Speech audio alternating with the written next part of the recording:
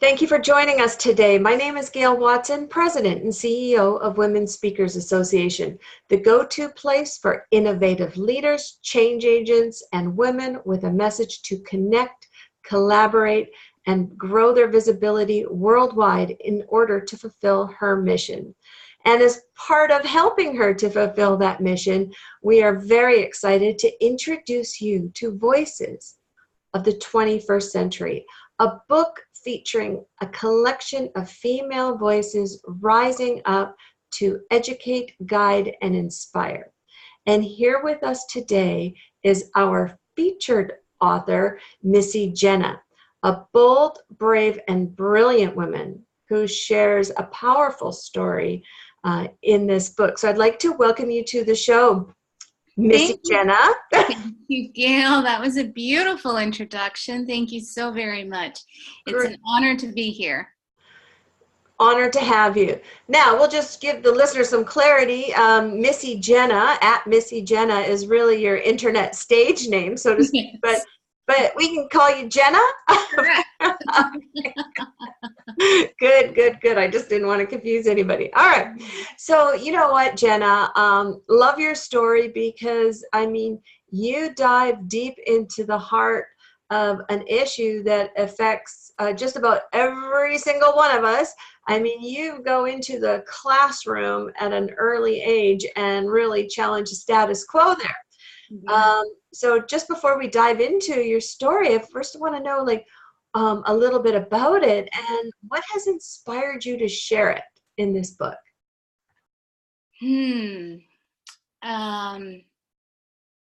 Well, it's being a part of this book, this project, brings a lot of energy back into my own heart to keep going.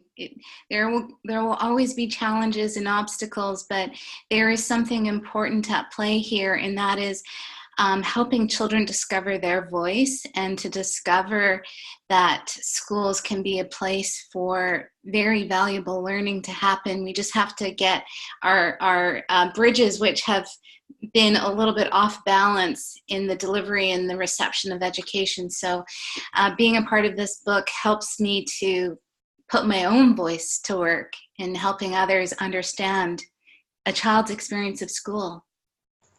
Yeah, I love that. So what has brought for when was it that you knew that you were gifted in terms of being able to give voice to those young future leaders?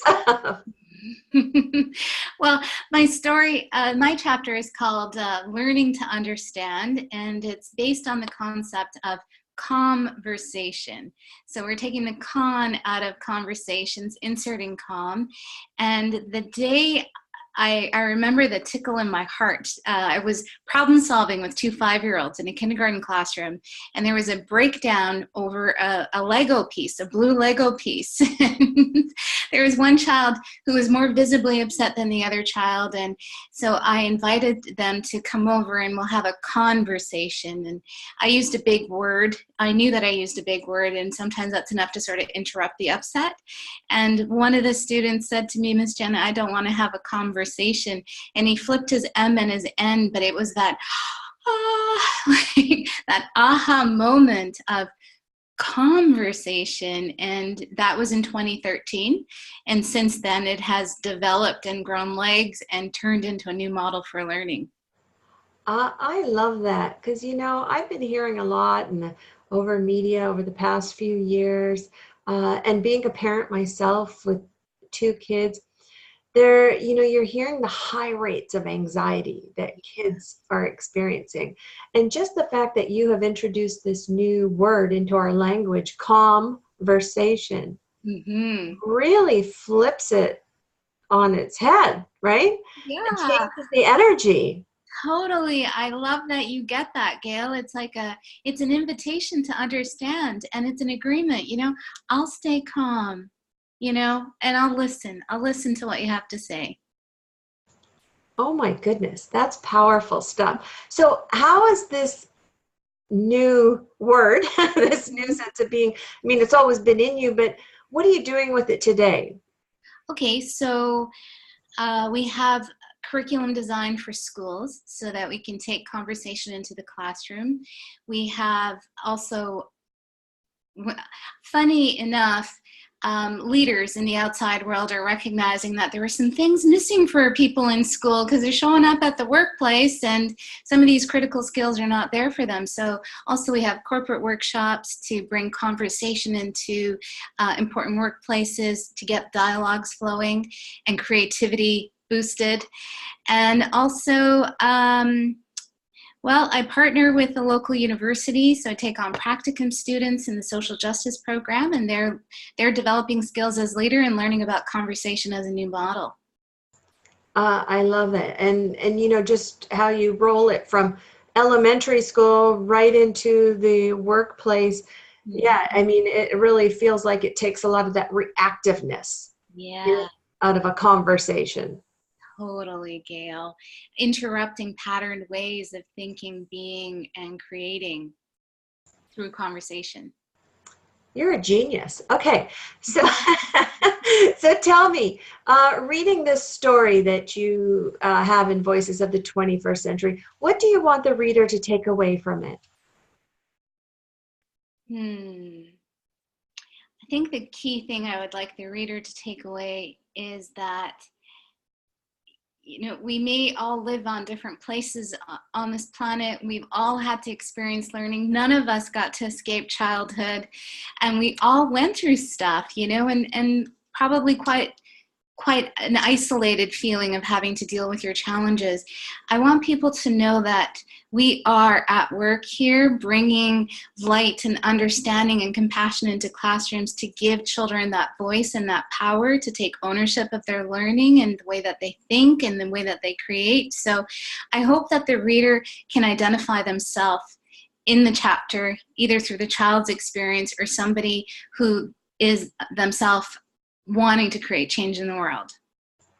I love it. And I just every time you say giving voice to children is so powerful, because I've heard too many stories where children are suppressed, be it in their home life or with things that they deal with, and be able to empower their voice and not have to hide and not have to take things as, you know, this is the way it is.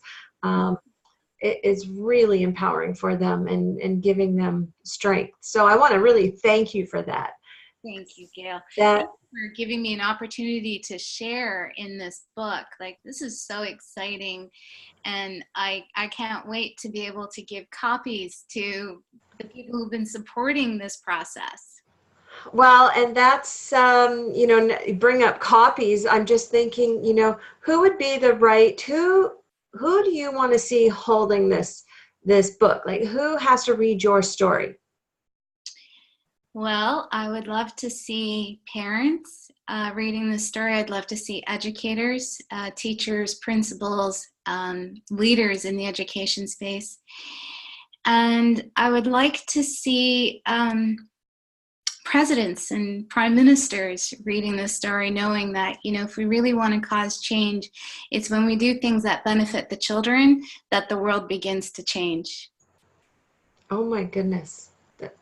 Perfect words. It reminds me actually of my father. My father's advice to me was, he said to me when I was a young mother of young kids, he said, make sure you always give to the schools and the teachers, because it's only benefiting the students, you know? So what you're doing is just that. Okay, so I'm listening to you. You told me the hands of the people that you want to see this book in. I know some of those people. I know our listeners know some of those people.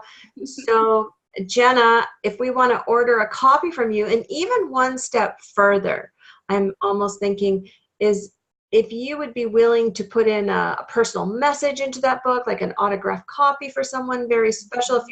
If somebody is looking to gift this to their teachers, this would be an excellent, you know, at the holiday season or the end of the school season, when you want to gift that teacher something very valuable, this would be a fine addition. So where could we go to order this book from you? Oh, great question. I love what you created there. Gail's given me lots of ideas. Wow. I invite people to come to calmversation.org. So that's CALMBERSATION.org to obtain copies. We'll have something set up there for people. And I think Gifts for Teachers is a great idea. How about bringing conversation into more classrooms?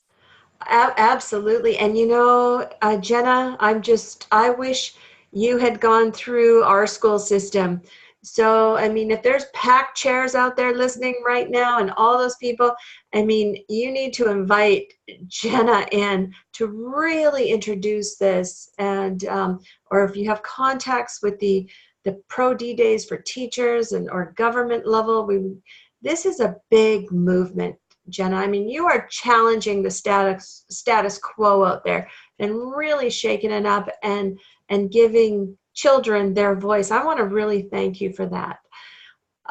So just before we sign off, I mean, you must have some words of wisdom you would like to leave with us. Wow, I'm really, thank you so much for all that you've shared there, Gail. It's very powerful. I really appreciate it.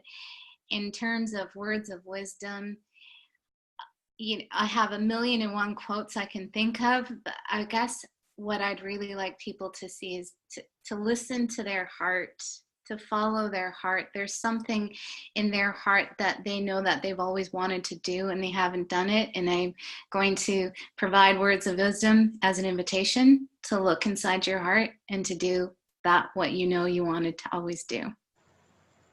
Love it and love you. And Thank you, with Gail. Love you with too. with someone like you influencing and making a difference in the lives of our leaders of today, and also our upcoming leaders, that's just going to change the world, and it makes me feel like we're going to be okay in the future.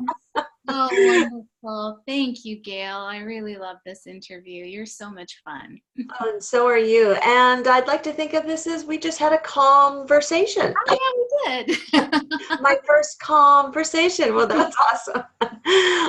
All right. Thanks for joining us today, Jenna. And I thank you to our listeners for joining in. I invite you back again next week to hear another amazing woman share her powerful story.